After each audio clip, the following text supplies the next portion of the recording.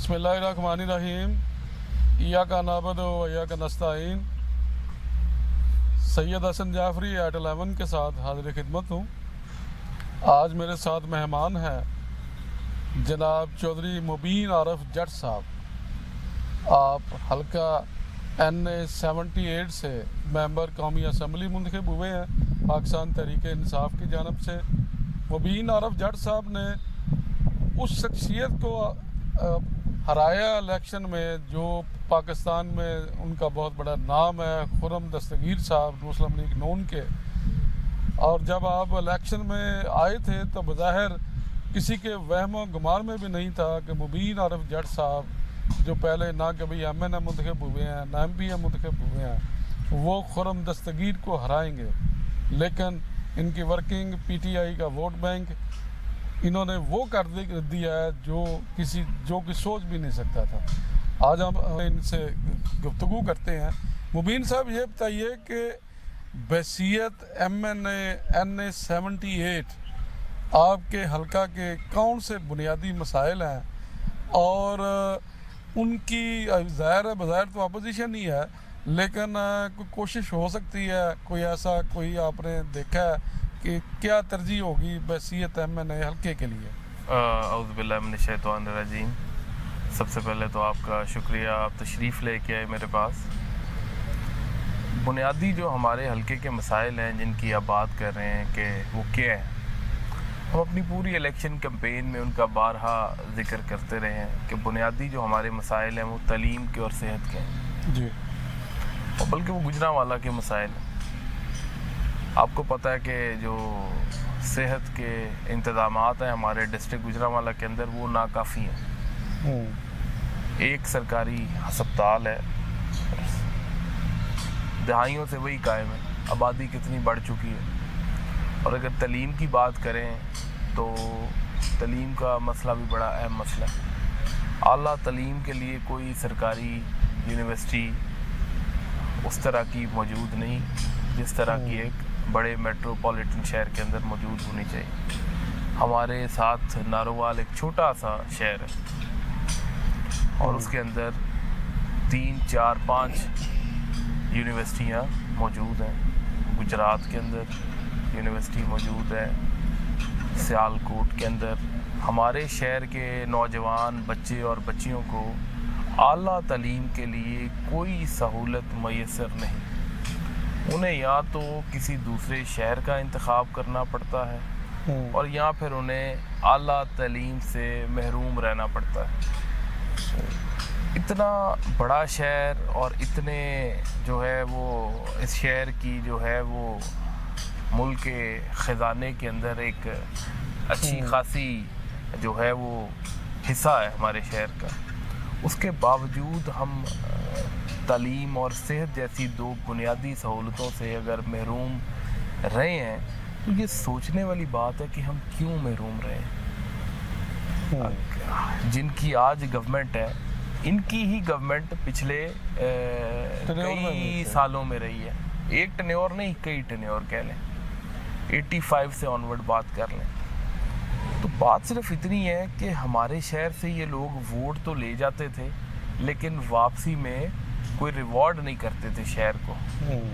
और अगर रिवॉर्ड इन्होंने किया है, जिनकी आज गवर्नमेंट है, तो इन लोगों ने अपने नुमाइंदों को ही रिवॉर्ड किया है गली नाली की शक्ल में। मे बी के नुमाइंदे जो इनके थे उनकी जो थी वो ख्वाहिश ही नहीं थी कि यहाँ पे तालीम और सेहत होए। उनकी मे बी ख्वाहिश ही ये हो कि यहाँ पे जो है वो गली नाली इंफ्रास्ट्रक्चर इस तरह की चीज़ें आए जिसके साथ जो है वो एक कमीशन जुड़ी हुई हो।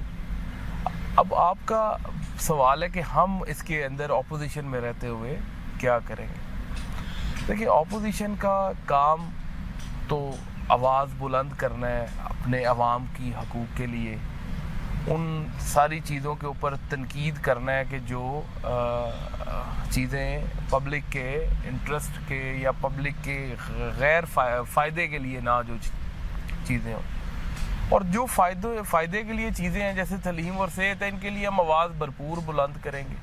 اور اللہ کے فضل سے بڑی امید ہے کہ ہم اسمبلی کے اندر ریزولوشن لے کے آئیں گے, بولیں گے, اور اللہ تعالیٰ جو ہے وہ اگر جو اس ریزولوشن کے خلاف ووٹ کرے گا تو ظاہر سی بات ہے وہ پھر اس کا مطلب یہی ہے کہ وہ تعلیم اور صحت کے خلاف ہے, پاکستان کے نوجوانوں کے حقوق کے اوپر وہ چاہتے ہیں کہ ڈاکہ ڈلے اور وہ والی سہولتیں غریب کو دستیاب نہ ہوں جو انہیں دستیاب ہیں. ہم تو جی ریزولوشن لائیں گے, پھر دیکھیں گے کون کون اس کی مخالفت کرتا ہے اور کون کون اس کی سپورٹ میں آتا ہے.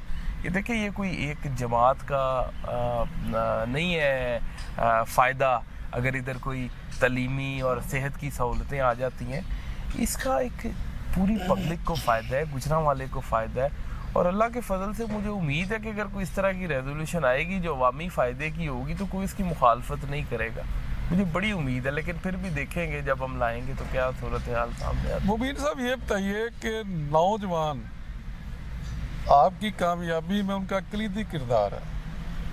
نوجوانوں نے اپنے دور پہ بہت ساری حلقوں اپنا محلوں میں گلیوں میں آپ کے لیے کمپین کی ہے, ووٹ مانگا ہے. ان نوجوانوں کے لیے آپ کیا پلان رکھتے ہیں جو پی ٹی آئی کا بھی سرمایہ ہے اور خاص طور پہ آپ خود بھی نوجوان ہیں, تو ان کو کس طریقے سے آپ ان کے مسائل کو دیکھتے ہیں اور اس کے لیے کیا آپ کی جی اچھا آپ نے نوجوانوں کی بات کی ہے, نوجوانوں کے مسائل کیا ہیں, کلیدی کردار ہے نوجوانوں کا.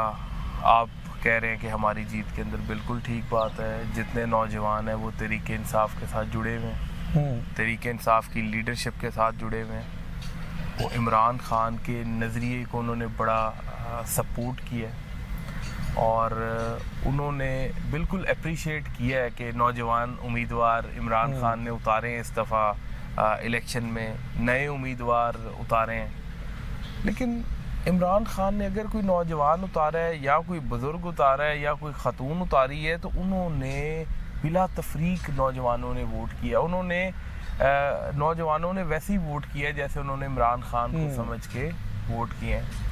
نوجوانوں کے مسائل جو ہیں وہ بہت زیادہ ہیں. نوجوان جب پڑھ لکھ کے فارغ ہوتا ہے پاکستان سے تو اس بیچارے کا فیوچر سیکیور نہیں ہے.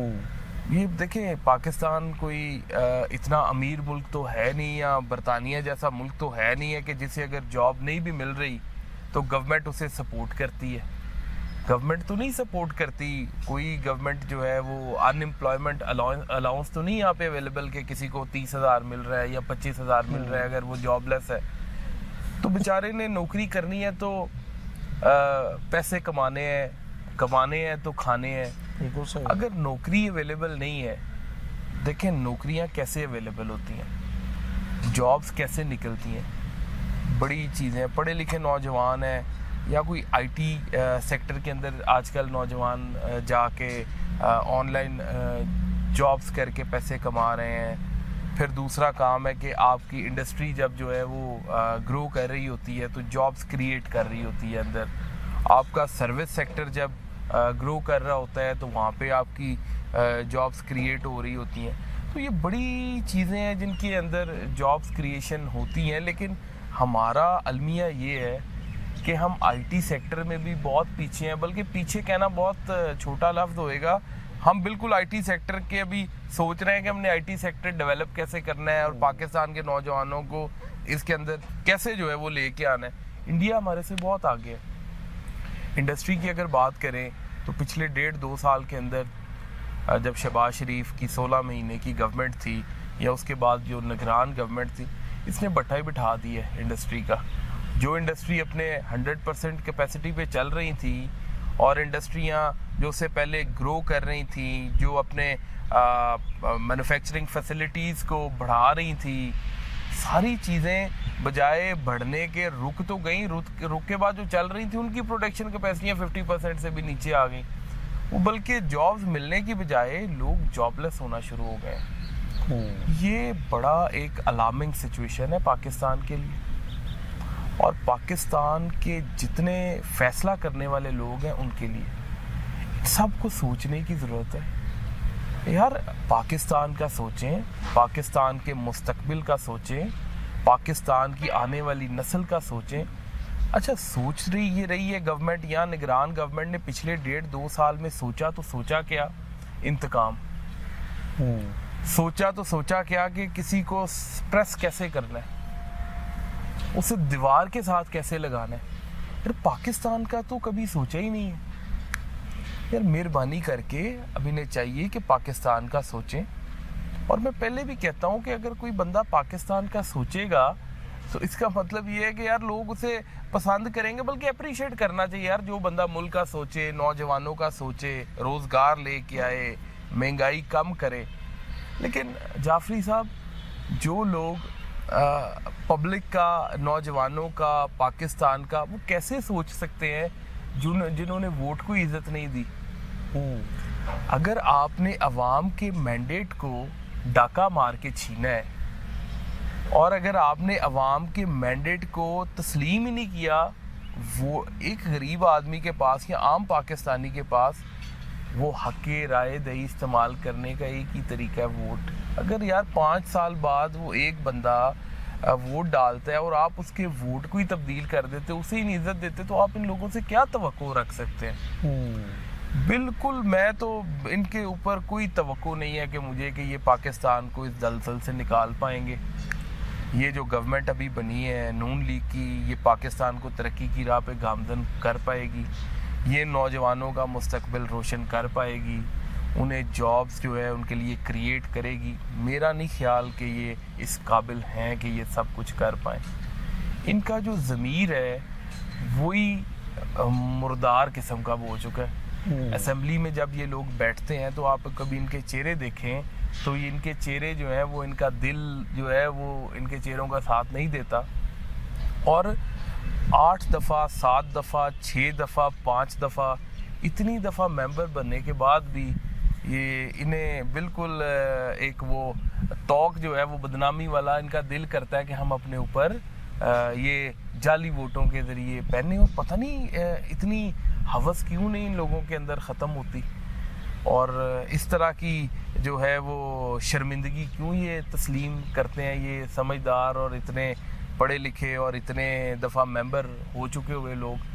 अब मतलब कि अब कैसे तवक्को कर सकते हैं कि ये पाकिस्तान को इस दलदल से निकालेंगे? जट साहब ये बताएं कि इलेक्शन कैंपेन के दौरान पीटीआई के जो उम्मीदवारान थे उनको डराया गया, धमकाया गया, जेलों में डाला गया, उनके जो सपोर्टर थे उनको भी तंग किया गया, और जैसे ही कामयाबी हुई है, जो जीते हैं, आपका घर भी सील किया गया, आपके कारोबार को सील किया गया।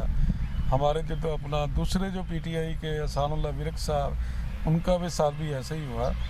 तो अभी भी ये सिलसिला जारी है। बिलाल इजाज साहब MNA मुंतखब हुए थे, लोगों ने उन्हें वोट दिए थे, तो उन्हें हरा दिया गया। कल एक और वाक़या हुआ है कि रिजवान सियान साहब जो PP 62 से उम्मीदवार थे, उनको ज़मानत के बावजूद गिरफ्तार कर लिया गया। तो ये जो हालात आप देख रहे हैं, ये कोई सिलसिला आपको नज़र आता है कि ख़त्म हो जाएंगे और कोई बेहतरी भी आएगी? क्योंकि जो सिस्टम पहले से चल रहा है वो अभी तक तसलसल से चल रहा है। जुल्म का जो निज़ाम है वो सारी उम्र तो नहीं चल सकता, और ये जो हो रहा है ये गलत हो रहा है, इस तरह नहीं होना चाहिए। और मैंने पहले भी यही बात की है कि अगर इन्हीं चीज़ों पे ध्यान देंगे तो आप वाली बात के नौजवानों का मुस्तकबिल, पाकिस्तान का मुस्तकबिल कैसे ये जो है वो रोशन करेंगे, इन्हें समझ जाना चाहिए। और पता नहीं क्यों इनकी चीज़ें समझ से बाहर हैं। बाकी रह गई बात बिलाल इजाज वाली, बड़ी ज़्यादती है। इलेक्शन कमीशन जो है उसने पता नहीं नवाज शरीफ से क्या रिवॉर्ड लेना है। हमारी लीडरशिप ने इसके ऊपर भरपूर जो है आवाज़ उठाई है, और अल्लाह खैर करे। हमें यकीन है आला अदलिया से कि हमें रिलीफ मिलेगा। बाकी इलेक्शन कमिश्नर साहब का तो मुझे लगता है कि दिल है कि वो रिवॉर्ड के तौर पे, हमारी लीडरशिप ही बता रही थी कि उसका दिल है जी वो एम्बेसडर कहीं पे तैनात हुए। बाकी देखिए, अगर इस तरह के काम करके और आप रिवॉर्ड लें اور بڑے زیادہ نگران گورنمنٹ کے لوگ ہیں جنہیں ریوارڈ کے طور پہ منسٹریاں ملیں، سی ایم شپس ملیں. یار یہ لوگوں کو بھی تو نظر آتا ہے نا یہ کیا ہو رہا ہے. تو کیا آپ نے ریوارڈ کیا پی ٹی آئی کو دبانے کا؟ اس طرح کی چیزیں بند ہونی چاہیے. جٹ صاحب، چیئرمین پی ٹی آئی جو بانی چیئرمین ہیں عمران خان صاحب، آپ پارلیمنٹ میں موجود ہیں، دیگر لیڈرشپ کے ساتھ آپ بیٹھتے ہیں. عمران خان صاحب کی رہائی کے حوالے سے ہم بڑے کیا لائے عمل اختیار کیا جا رہا ہے، اور کیا امید ہے آپ کو کہ وہ عید کے بعد یا اس کے بعد کب تک عوام کے درمیان ان کے جو کیسز ہیں وہ بالکل ہی اللیگل کیسز ہیں. کوئی ان کی جو ہے وہ قانونی حیثیت نہیں ہے. اور ہمیں بڑا یقین ہے کہ انشاءاللہ تعالی ہمارا لیڈر چند تھوڑے عرصے کے اندر، مہینے کے اندر میں بھی انشاءاللہ تعالی 1.5 کے اندر وہ ہمارے اندر موجود ہوئے گا. اور ہمیں بڑی اللہ کی ذات کے اوپر امید ہے کہ انشاءاللہ تعالی ہمارا لیڈر ہمارے میں موجود ہوگا اور ہم بڑے بہتر طریقے سے لے کے اور اچھے طریقے سے اپوزیشن کریں گے. ابھی نون لیگ والے 2-3 روز سے ایک پروپیگنڈا کر رہے ہیں کہ فلسطین کے حق میں جو قرارداد تھی اس کی مخالفت کی ہے پی ٹی آئی نے. اس کی حقیقت کیا ہے اس پروپیگنڈے کے حوالے سے؟ چونکہ آپ اس وقت اسمبلی میں موجود میں تھے. بالکل اسمبلی کے اندر موجود تھا. تو فلسطین کے موضوع پہ جب ریزولوشن پیش کی گئی تو اس ریزولوشن کے اوپر جو سگنیچر تھے وہ پیپلز پارٹی والوں کے بھی تھے، نون لیگ والوں کے بھی تھے، اور پی ٹی آئی والوں کے بھی تھے جو سنی اتحاد کونسل کے بھی ممبر تھے. تو یہ مشترکہ ریزولوشن جو ہے وہ گئی ہے، کوئی ایک پارٹی کی طرف سے ریزولوشن نہیں گئی. اور جب ریزولوشن کے حق میں جو ہے وہ آئیز اور جو اس کے خلاف نو ہے وہ اسپیکر نے کہا کہ وہ کہیں تو سارے اس کے حق میں تھے. 1-2 لوگ بونڈے سے جو ہر اسمبلی اجلاس کے اندر جو ہے نا وہ ان لوگوں نے، نون لیگ والوں نے گیلریوں کے اندر اپنے بندے بٹھائے ہوتے ہیں. ہمیں تو گیلری کے اندر پاسز ہی نہیں دیے جاتے کہ ہم بھی کسی کو اپنا اسمبلی کا اجلاس جو ہے وہ دکھا سکیں. بڑا انہوں نے جو ہے وہ، اور اسمبلی کا تقدس بلکہ میں کہتا ہوں پامال کرتے ہیں وہ لوگ جو گیلریوں سے اسمبلی اجلاس کے اندر انٹرفیرنس کرتے ہیں. وہ بالکل اسمبلی کے تقدس کے خلاف ہے. بلکہ اسپیکر صاحب نے کہا بھی کہ میں اس کے اوپر ایکشن لوں گا. اور بڑا اسے ایک بدمزگی بھی پیدا ہوئی. گیلری میں بیٹھے ایک صاحب نے نعرے بازی کی، بعد میں انہیں اسمبلی کے سٹاف نے باہر بھیجا. تو بات صرف اتنی ہے کہ وہ اسمبلی سے اگر کوئی ایک آدھا بندہ اس کے خلاف بول پڑے تو وہ تو اسپیکر صاحب کو چاہیے نا ان چیزوں کو کنٹرول کریں. باقی ہم نے تو جو ہے وہ یونینمس ریزولوشن جو تھی وہ قومی اسمبلی سے اپروو ہوئی ہے. پی ٹی آئی بھرپور طریقے سے، اور جتنا طریقے انصاف فلسطین کا، مسلمانوں کا اور اللہ کے رسول کا پرچار کرتی ہے، میرا نہیں خیال کہ کوئی دوسری جماعت جو ہے وہ اس طریقے سے جو ہے نا وہ اسلام کو لے کے اور اسلام کے علم کی جو ہے وہ سربلندی کرتی ہے جتنی کہ طریقہ انصاف اور اس کا چیئرمین کرتا ہے.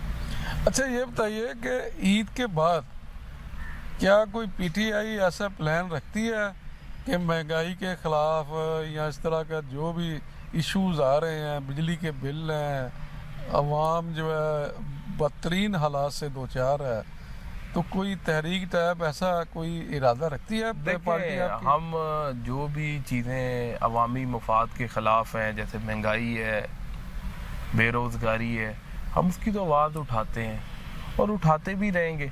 اور باقی طریقے انصاف جو ہے وہ رمضان کے بعد ظاہر سی بات ہے کوئی اسٹریٹجی کا انشاءاللہ تعالیٰ اعلان کرے گی. ہم جو ہے وہ منہ بند کر کے تو نہیں بیٹھے رہیں گے. انشاءاللہ تعالیٰ ہم بولیں گے بھی، اور عملی طور پہ بھی احتجاج جو ہے وہ پارٹی کے حکم کے مطابق کیا جائے گا. عدالتوں میں بہت سارے کیس ہیں، فیصلے نہیں ہو پا رہے، جبکہ دوسری طرف جلدی فیصلے ہو رہے ہیں، جلدی سارا کچھ ہو رہا ہے. تو اس صورتحال کے تدارک کے لیے کوئی لائحہ عمل تیار کیا جا رہا ہے؟ دیکھیں، ہمیں عدالتوں کے اندر جو ہے وہ ہم تو کیسز جو ہمارے زیر التوا ہیں، جو آپ کہہ رہے ہیں کہ ڈیلے ٹیکٹکس یوز کیے جا رہے ہیں، تو ہمارے جو وکلاء حضرات ہیں وہ بڑے متحرک ہیں، اور انشاءاللہ تعالی ہمیں بھرپور امید ہے کہ عدالتیں جو ہے وہ برابری والا رویہ اختیار کریں گی، اور اگر وہ نہیں کرتی تو انہیں کرنا چاہیے یار. اب ہم عدالتوں کو کیا کہہ سکتے ہیں؟ ہم تو یہی گزارش ہی کر سکتے ہیں نا کہ سب کے ساتھ برابری والا رویہ اختیار کریں. بحیثیت ممبر قومی اسمبلی اپنے حلقے کے ووٹرز کے لیے، نوجوانوں کے لیے کیا میسیج دینا چاہیں گے؟ یہی میسیج ہے جی میرا سارے حلقے کے ووٹرز کے لیے کہ صبر کا دامن جو ہے وہ نہ چھوڑیں، اور انشاءاللہ اللہ کے فضل سے ہمارا لیڈر جلد ہمارے اندر موجود ہوگا. انشاءاللہ تعالی پاکستان کو ان دلدلوں سے ہم ہی نکالیں گے، اور مایوس بالکل نہیں ہونا، اور اللہ کے فضل سے یہ اندھیرا چھٹے گا، دن چڑھے گا، روشنی آئے گی، سرخ رو ہوں گے، اور اللہ کے فضل سے ترقی، کامرانی، عزت سب کو ملے گی، اور اللہ کے فضل سے پاکستان ترقی کرے گا. سب سے آخر پہ پاکستان زندہ باد، تحریک انصاف زندہ باد. جی ناظرین، آپ نے جناب مبین عارف جٹ صاحب کی گفتگو سنی. مبین عارف جٹ صاحب نے بہت اچھے انداز میں اپنے موقف کو، اپنی پارٹی کے موقف کو پیش کیا. آپ کی رائے کا انتظار رہے گا. اجازت دیجیے، اللہ حافظ.